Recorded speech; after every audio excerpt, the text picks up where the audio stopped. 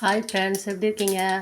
வாங்க கோதுமை சேமியா எப்படி செய்கிறதுன்னு பார்க்கலாம். எண்ணெய் ஊற்றி கடுகு உளுத்தம்பருப்பு போட்டிருக்கேன், தெரிஞ்சிருச்சு. கடலைப்பருப்பு போட்டிருக்கேன்,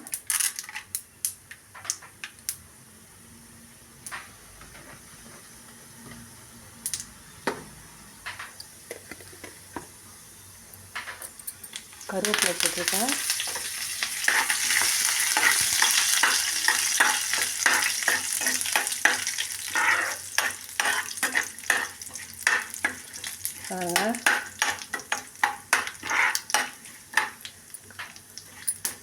கடலைப்பருப்பு இந்த அளவுக்கு சிவந்தால் போதும். நம்ம வெங்காயம் வதங்கும் போது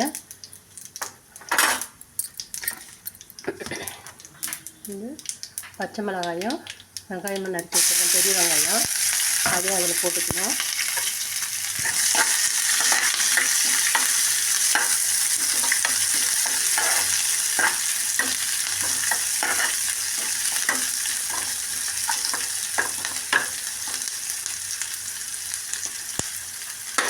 வெங்காயம் வதங்கிறதுக்கு நம்ம சேமியாவுக்கு எல்லாத்துக்குமே உப்பு போட்டுக்கிறோம்.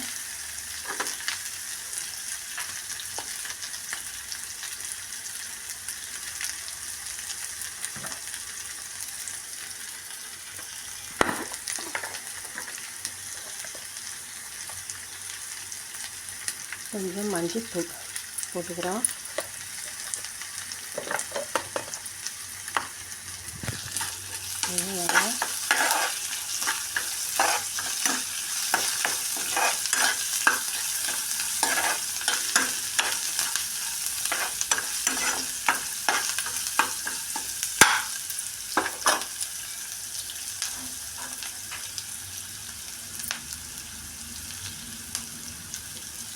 கொஞ்சம் பெருங்காயத்தூள் கொஞ்சமாக போட்டுக்கிறோம்.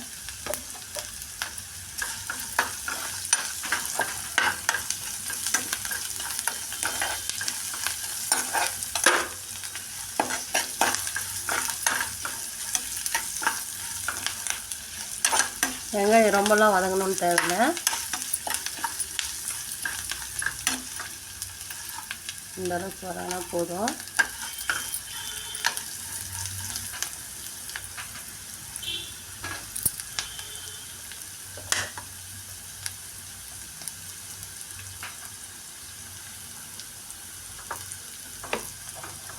பக்கத்து அடுப்பில் கொஞ்சம் சுடு தண்ணி, கொஞ்சம் சீக்கிரம் ஆகும்.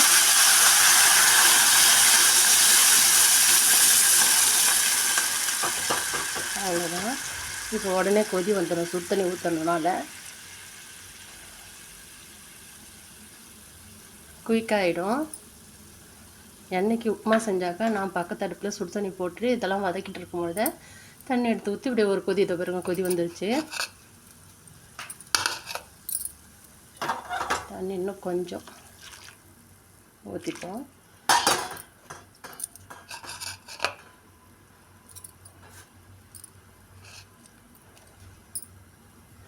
பாருங்கள், கோதுமை சேமியா கொஞ்சம் இருந்தது, ராகி சேமியா கொஞ்சம் இருந்தது, ரெண்டையுமே ஒன்றா போட்டு தான்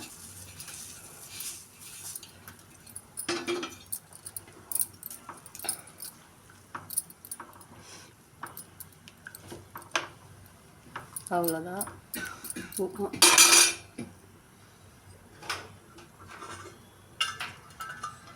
நம்ம அப்படியே மூடி வச்சுருவோம்.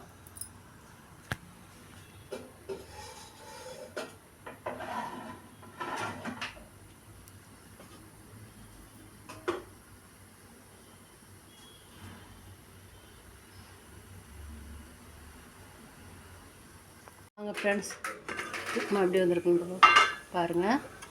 நல்லா உதிரியாக நல்லா உதிரியாக வந்திருக்கு.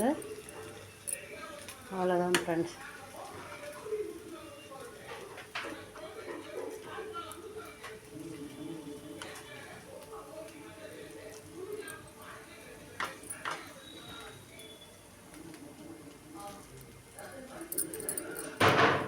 அவ்வளோதான் ஃப்ரெண்ட்ஸ். நான் வந்து இதுக்கு வெங்காயம் தயிர் பச்சடி வச்சுருக்கேன்.